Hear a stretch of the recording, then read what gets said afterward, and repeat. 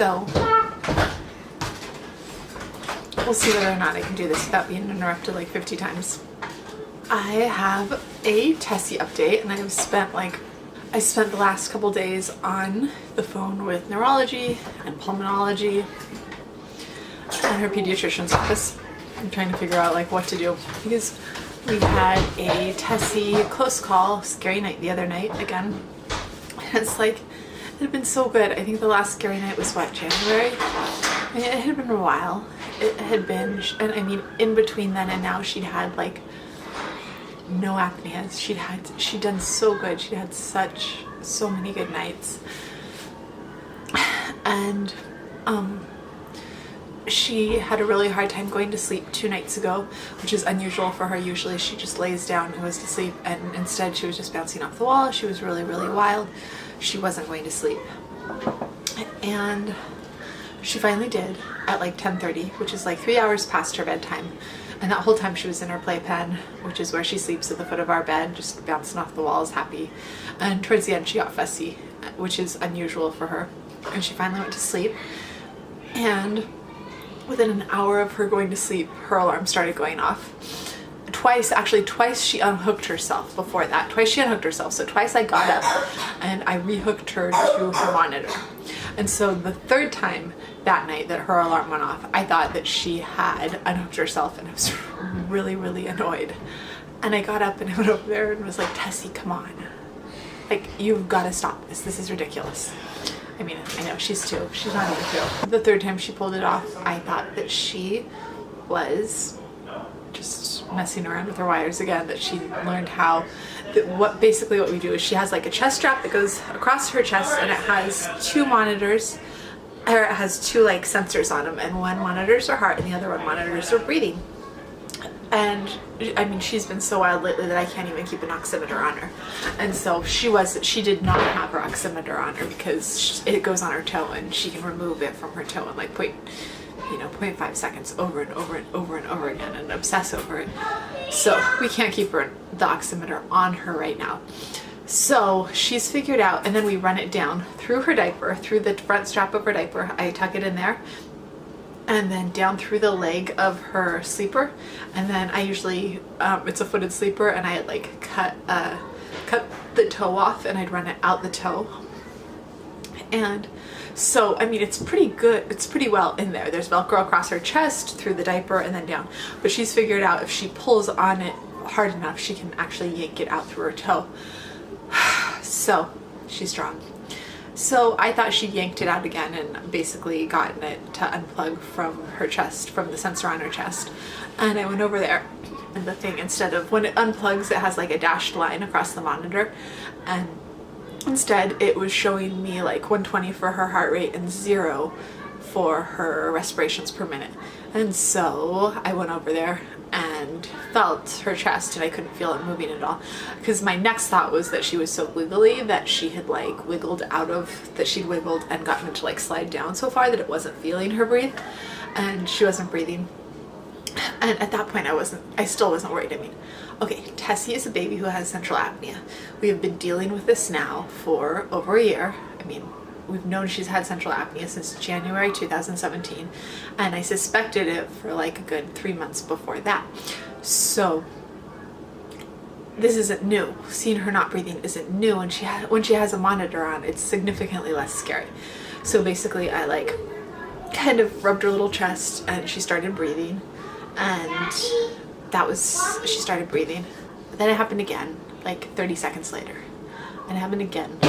And at this point, Patrick hadn't been feeling well, so Paul was sleeping on the floor in Patrick's room, and it's like 11 o'clock at night. And it happens again 30 seconds later, and again 30 seconds later. And some of these times I'm having like a hard time. I'm going over and rubbing her chest and having a hard time getting her breathing. And then when she starts breathing, she's like hyperventilating. And I mean, it feels like she's taking like 10 breaths per second. Like when she does start breathing, she's breathing so fast. I can't even like imitate how fast these little tiny breaths, shallow breaths are that she is taking. And it goes on like that for a while. And I mean, sometimes I would get back in bed and it would be like, it would start to beep again. And I would like, Tessie, because usually that's all it takes. Usually the beeping wakes her, it doesn't wake her up, but it beeps, she breathes. That's kind of like our thing. And if she doesn't breathe, then I can say like, Tessie, and she breathes. Or like a couple times I like snapped my fingers and she breathed. And then other times that night it wasn't working. So it happened for like over an hour, over and over again. And you may be wondering like why we didn't take her to the hospital. And the main reason is because we have taken her to the hospital before, and when you get to the hospital, she is awake. And when she is awake, she's breathing. And they are like, why are you here? Why did you bring this perfectly healthy baby to the hospital? Like, she's fine. You don't need to be here. And so it makes me reluctant to take her to the emergency room when I know that as soon as I have her like in the car, she's gonna be awake. And okay, I was also nervous about putting her in the car. That was part of it too. It's like, I know that if we call 911, she's gonna be awake in the ambulance and she's gonna be perfectly fine. I know if I put her in her car seat, she's gonna go back to sleep, and like we're gonna have the other kids in the back. I can't sit next to her because it's not like we have 2 adults. If we take both of the kids, we have no room in the back for someone to sit there next to her, so it would have to be a kid next to her. Like trying to figure out how it could possibly work for us to get her to the hospital. It would have to be an ambulance if this was happening, and if she was in an ambulance she would be awake, in which she's perfectly safe, she's perfectly fine. And it's happened so many times that it's like, so basically I waited knowing that in the morning I would call the pulmonologist, call the pediatrician, and that the pulmonologist would order a download. We've done this before. It's very familiar dance. That's what they did. The pulmonologist is like, fine. Pulmonologist isn't like super interested in what's going on because her lungs are fine. This is not like what they're interested in. They're like, yeah, she doesn't have a lung problem. Not really our thing. We don't know why. We don't know why she's not breathing. And so I have some frustrations. I don't like calling pulmonology, and I do it because I know that they're going to, when I call pediatrics, they're going to tell me to call pulmonology. But this time when I called pulmonology, pediatrics, I could actually tell they kind of seemed like not all that hot on the response either from pulmonology, or maybe they just know. They know that I'm calling. They know that I'm not like a fan of calling. Sorry, I gotta pull the pie out of the oven. So, actually, it needs a little bit longer. I called pulmonology. I think that the problem with pulmonology is this. It's a clinic. We see a different doctor every single time we go there. She doesn't have a doctor. No one knows her. They just like look at the chart, and the monitor doesn't show. She's had this monitor since it started. The monitor download has never showed that she haven't had an apnea at home ever. Every time we go in, they're like, the download looks great, nothing's wrong. And I'm like, I've witnessed all these apneas. I'm like, well, the monitor doesn't show them. And they said that it's because her heart rate isn't speeding up enough. Yesterday when I called pediatrics, they didn't say to call pulmonology, although I'd already done it. They said that they wanted me to call neurology this time and tell her neurologist, because they felt like this would change his care of what was going on, because this is a brain thing. And so I called neurology. Maybe that's what I should have been doing all along every time this happened. I guess I should have, because they told me they definitely want me to call back if it happens again. And I ended up talking to neurology like I think 4 times in the last 2 days since I called the first time. And they called back, and I explained to them like the download isn't going to show anything, and they were kind of concerned about that, just because if it's because her heart rate isn't, they said that if it's because her heart rate isn't speeding up, that could just be because she's a baby and a baby's body can compensate, so that doesn't really mean anything. Because obviously she has apnea, and I mean, this is why they say like, oh, it's been fine. Look, she's had no apneas in the whole 3 months since the download. And then we go in and she has this horrible sleep study. And then they send us home. We do the monitor for 3 months. They tell me it's fine. And we go back in and another sleep study shows that she has, you know, all these apneas all night long. So obviously the monitor isn't showing it because she's not only having apneas on the nights that we're in the hospital. The monitor doesn't show what's going on.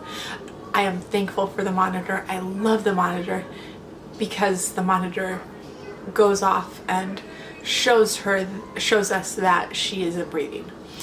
The monitor doesn't show them that she's having apneas, because whatever the computer system is when they put it together, it doesn't show that her heart rate goes high enough. Her heart rate doesn't go high enough to tell the computer that she's having an apnea event. So pulmonology looks at it and says, the computer system says no apneas, she's fine. And mom's crazy. Neurology sent a note saying that she definitely needs pediatric medicine for anesthesia, which was already going to happen. They ordered an EEG, again, for like millionth. I don't even know. I don't know how many EEGs she's had, probably 7th. It's like her 3rd actual EEG that's just an EEG, but she's had so many sleep studies that those also like basically look at the same thing. And we're gonna, this will try to be like, yeah, this will try to be non-sedated. So they're gonna try to do this at our hospital. She is a good sleeper, so hopefully we'll be able to get it. And that is our scary Tessie night. And that was the scariest night we've had so far. Like, there were a couple times where I thought that we were gonna have to like actually breathe for her. What I mean, I like was lifting her up. I repositioned her. I like put her on her back and moved her into the middle of her playpen, because she like kind of goes to the side and curls up on her side and was all bundled, but pulls the blankets over herself. So I was like moving her around, putting her on her back. I mean, she's 2, she moves around. And it was like 30 seconds and then she would stop breathing again. This was definitely like the most frightening time that she had stopped breathing of all the times she stopped breathing. And the only thing I can think is that this time she was overtired, and that seems to be the one time that it looked like she had seizures was another day where she was especially overtired, and I mentioned that to him, but this time it didn't look like she was having seizures. Anyways, that is the baby Tessie, toddler Tessie, sleep central apnea update of scary things. I was getting a little bit hopeful again. I need to stop this. I probably said this in the last video because it happens. It happens like, usually it happens at like 2 months. So this time it was longer than 2 months that I like held off on the hopefulness and was like, it's not gonna go away. It's not gonna go away. Don't get your hopes up. And then this time it was like, what, close to maybe 4 months. But it was worse. She goes in for her sleep study in 2 weeks. And yeah, and I'm going to try to keep her awake all day and not let her take a nap that day, because I think I think her being overtired is a major factor in this whole thing. I think that's key. Anyways, that is the latest for those who want to know what's going on with Tessie.